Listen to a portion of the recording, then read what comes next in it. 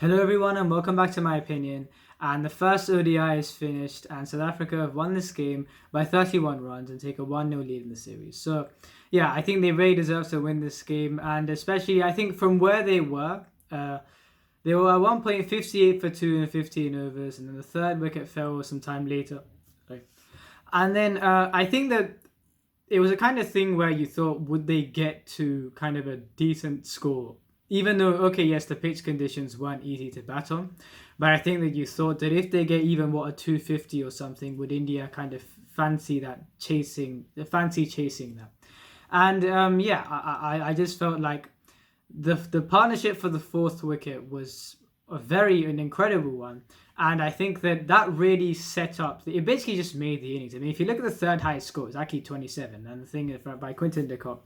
And I think that it really exhibited great partnership batting as well. If you look at Temba Bavuma scored 110 off 143, so yeah, really anchored the innings. And then on the other hand, you have Rassie van der Dussen scoring an unbeaten 129 off 96.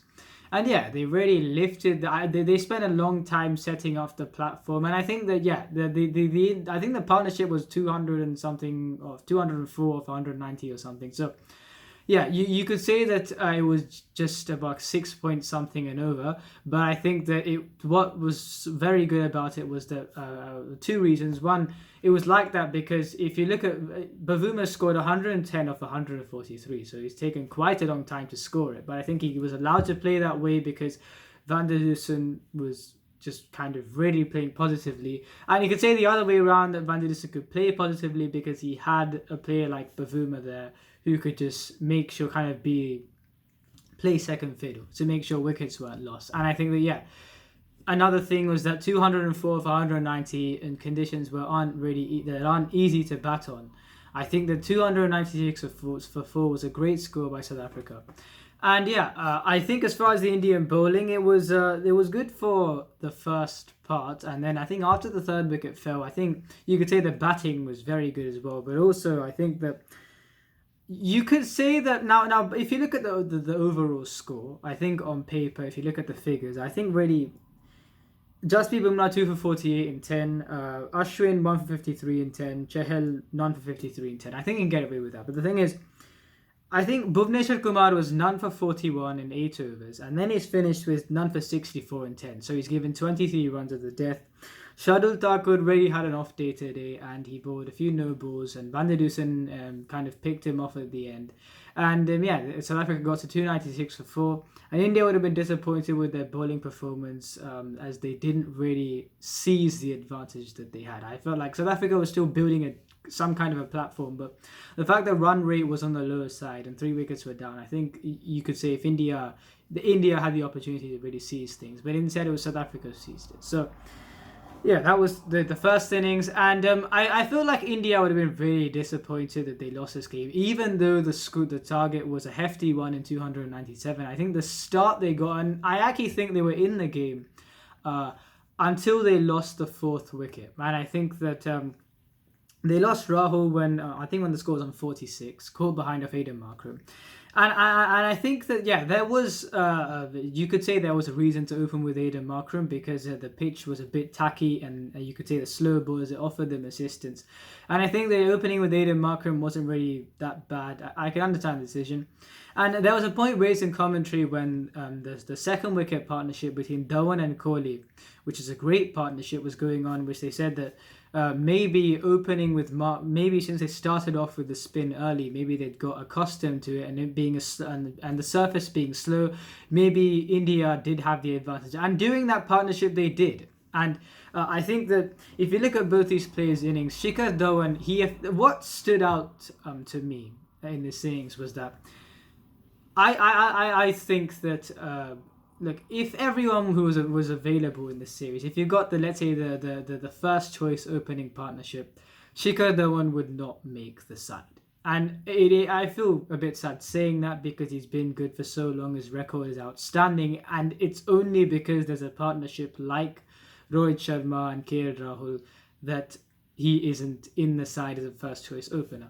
And I think that he could have, rather than being desperate to score runs and really seize the opportunity, I think it was almost like he resumed normal business. And I think it really just showed the depth in the opening setup. I think for India, you look at, as far as reserve openers in, let's say, ODI cricket, you have Shikhar Dhawan and Ruturaj Gaikwad, who's in the bench for the series. Who's on the bench of the series, and the thing is, who else? Shubman Gill, who's in this squad. Then you have Mayank Agarwal, and I think you got 4 quality reserve openers there. And Rohit Sharma isn't playing, and you could still field any of those out, and they'll do a job. So I think it really shows the depth that India have in that opening slot. And I think he played a brilliant innings at 79. He got a bit of a disappointing shot because it was a ball that you could say. From where it pitched, you could have said he could have defended that, and instead he just tried to cut it. It was turning in and to hit middle stump, and hit middle stump off Keshav Maharaj. So, it was a bit of a disappointing dismissal. And Virat Kohli, what on him is that I think that this was probably, apart from the whole throwing the ball thing in the first innings, this is probably one of the most silent I've ever kind of, as far as a telecast view of Kohli. I just think that this is probably one of the most silent innings I'd seen of Kohli in a long while, because you could say he isn't really he's not captain or vice captain. And I just think that it felt a bit weird seeing him just as a batsman. And I think that, I said before it wasn't going to affect kind of the way he was and conducted himself on the field. And I think you saw that by the way, the whole throwing the ball into him. And, I think that, he batted brilliantly with 51 off 63, minimum fuss innings, and he played one of the shots of the innings of Lungi and Giri, walking across and walking down, and playing a flick through mid-wicket. He hit 2 fours off the spinner, 2 wristy fours off the spinner through square leg. And I just think that he was going really well. 51 off 62 he was on. And again, this isn't because of the whole milestones thing, which, look, obviously everyone on social media is like, oh, he didn't score his 71st 100. But for me, as I've said before, I think even if he scored 50s, it is still good.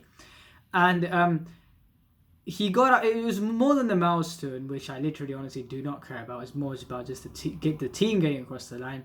I think that it was the way that he got out. He did throw it away. And I think that in this dismissal, I guess there were 2 parts to it. There was the shot selection, which was actually a good shot to say. I think that it actually looked, even in the replay, the sidearm replay, it looked good until he actually made contact with the ball, because it hit the toe. The execution wasn't there. And I think that, it hit the toe end of the bat.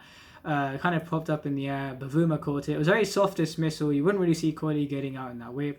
And I think that more than anything, it was kind of the fact that just after losing Shikhar Dhawan not too long ago, the fact that Rishabh Pant was fairly new to the crease. And so I just think that having the India would have wanted Kohli to kick on a little bit until Rishabh Pant got more accustomed to the conditions, and then they could have continued on. Even if Kohli got out 20 runs later, I still think India wouldn't have really been in such a bad situation. And the thing is, they were even then only 152 for 3. They weren't even in that bad situation here at all, because you have, as I said, I thought that if the 4th wicket partnership was also quite substantial in this case, with India only needing 140 odd runs to win. At one point, I think 140 off 20 overs.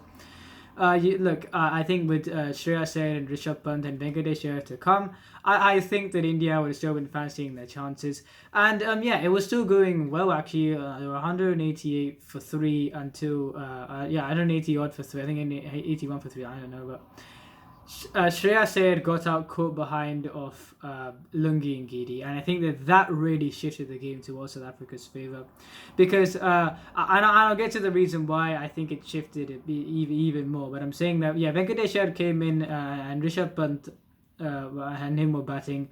Venkatesh Iyer got out. I think Pant got out first because it was, and again the dismissals weren't very good. The ball went down the leg side, and then Pant kind of dragged his foot outside the crease line, and Quinton de Kock did an excellent bit of keeping to he get him out stumped. And yeah, the South Africa were in firm control. I think Venkatesh had kind of hauled out to deep square leg. And so yeah, South Africa were in firm control. And Shadul Thakur salvaged a 50. And I think that, yeah, okay, good on him. But I think that his bowling performance has to be noted more where I think that, yeah, he kind of had an off game this game. And especially you see that 265 for 8. You know that when you thought the game was over many runs before that. And yet 265 for 8 with kind of the rear guard really getting them there, with Shadul Thakur mostly getting them there. I think it could have just been what could have been, even with the runs conceded in the first innings, what could have been if maybe the wickets between 138 and 188 had kind of not fallen as quickly. What could have been, I mean, look, India may have got closer to that total, and they were certainly would have got closer to that total. And the thing is, yeah, I think that South Africa, as far as their bowling, I think that they were the thing that they really, I thought they got right was that even with the partnership with Kohli and Dhawan, where you could say not much was going for South Africa, they weren't. I think that, yeah, credit to South Africa with the fact that even though Kohli and Dhawan were really just playing brilliantly, I think South Africa just made sure they couldn't get away from them with as far as the run rate was concerned. I think they just maintained that they needed about 6 point something to required, and I think, yeah, because of that. Of breaking the partnership by getting Dhawan out and then striking to get Kohli out. And the thing is, both of them kind of got themselves out really, and they were helped by that, and they seized the advantage afterwards. And here's the thing, I feel like India should be very disappointed with that collapse, because it wasn't even like it was extraordinary bowling, which is that they got themselves out. And yeah, I just feel like even when it was 3 wickets down and you need seven and over to get, the people who were at the crease, you thought they're perfectly capable to get that. And yeah, I felt like India should be very disappointed with this loss, but I do think that South Africa on a tough pitch to bat on with the ball kind of... I said the pitch was a bit tacky. And you look at the way the spinners bowled. Keshav Maharaj, 1 for 42 in 10, brilliant. And Tabraiz Shamsi got a bit of tap in his first 4 overs. I think he leaked 31 runs, but then he came back brilliantly, 2 for 52. Lungi and Giri, 2 for 64. You could say a tad expensive, but the others kind of made up for it. I think Andile Feflequayo was very good with 2 for 26 and 5.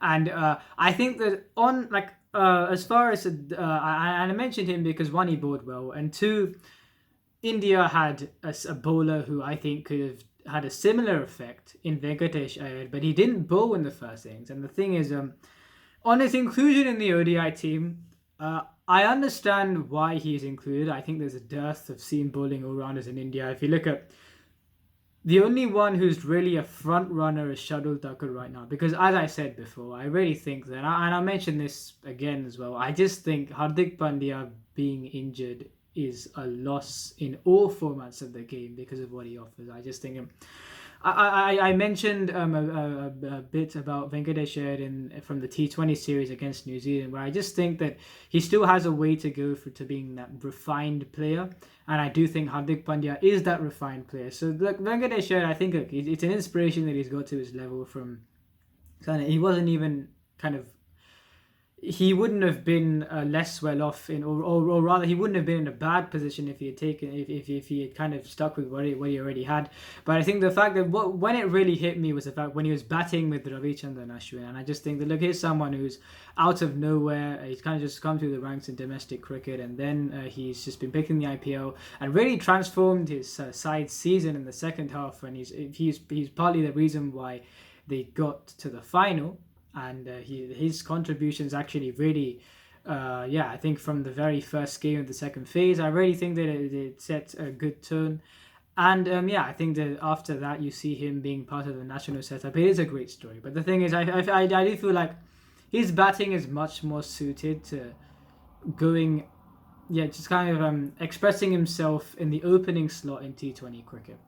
I feel like him being in a kind of a number 6 position in ODIs, and even it didn't really show that much in the T20 series when he batted in the kind of middle order. But I'm saying, in this case, I think it feels like he's sandwiched in a situation, and I just don't think at this point in time, I don't think he's very comfortable batting in that situation. He's much more of a just express yourself at the top of the order in T20 cricket kind of batsman. I think that he could have been effective with the ball on this pitch, but I do think that yeah, there's probably need to be a bit more refining in his batting and maybe probably his bowling as well. And I think that again, I think that if you look at with his rise that I talked about, I think that the fact that he's really kind of he specializes in a suit that is really wanted in India at the moment, that seam bowling all rounder, as I said. I think that yeah, he would always be, now that he's kind of he's made himself known as far as in the IPL, and now he's in the national setup. I think that there'll always be a case of trying to include him in at least a few series. But I do think that I get why they've tried him out in this role, but I just don't think he's that real. I don't think he'd actually enjoy batting at six at all. I just think he would really set the tone, opening the batting. And honestly, would you say his batting is kind of the level to open in ODI cricket? You wouldn't. So I just think that yeah, it's just the fact that I get why they've tried him out, and I think that he could work in another slot, as I said, but I don't think it's kind of the finisher's role. And speaking of finishes, I actually think that Jadeja on this pitch could have actually been very useful and would have been useful, because I just think that yes, he would have been batting one position above than you could say the strongest 11, which I thought was when India toured Australia in last year, when Jadeja was batting at 7, Hardik Pandya at 6. But I think that he would still cope with batting at 6. I think especially his batting since 2018 has been brilliant. And I think that with his bowling, as I've said, I don't think his white ball bowling on a usual day is really. He's not a 4 over bank in T20s, and he certainly isn't anywhere near a 10 over bank in ODIs. But you could probably say he's probably a 6, 7 over kind of really. And I think that the time when you could bowl him for a full spell is when there's some assistance in the conditions where he really becomes a different bowler. And I think in this pitch, with his batting and his bowling, I think he would have really been useful. And I feel like introducing that slower option to use the conditions, I really think that India could have limited the runs a bit more. And they could have had someone who even, look, Shreyas Iyer, Rishabh Pant, and then Jadeja, who you say is a more refined batsman. I think that, yeah, India would have probably been a bit more in the game. But yeah, that's not anything, like, I don't blame Venkatesh here. Some players just aren't comfortable kind of being in certain roles, and yeah, I don't blame the team management for trying him out in that position, but yeah, I just, unfortunately at this point in time, I just think it's a bit of a stretch to see how it will work. But yeah, I think that overall South Africa, if you look at in their performance in the Test series and in this game, I think that the Test series is very evenly contested, and you may say that India should have won, but really, as I said before, I think that you could say India should have seized the second test. But in the third test, I think South Africa were pretty much all over it, really. And I think that, it's just the fact that even when they got all out for 210 in that first inning, they kind of seized the opportunity to make sure India didn't get a big score. And I think that South Africa, more than just thinking the fact that India have not really played to their potential, you could say, but I think it's because South Africa have really played to their potential. And I think that yeah, we all I never thought this was a bad South African side by any means. And I think especially after the first test, I kind of thought that with the players that they have, I was surprised they weren't getting bigger scores. And yet, they've really Bavuma has carried his form from the Test series to this series. Van der Dussen, I talked about him in the Test series, and whenever there was an opportunity for him to get runs, he got runs. And I think he really showed today that there was an opportunity for him to get runs, and he got a lot of runs. And so, yeah, I think South Africa would take a lot of confidence from this win. And yeah, let's see what happens in the next game. If you enjoyed this video, please like and subscribe, and please share this video with your friends. And remember, this is my opinion. What's yours?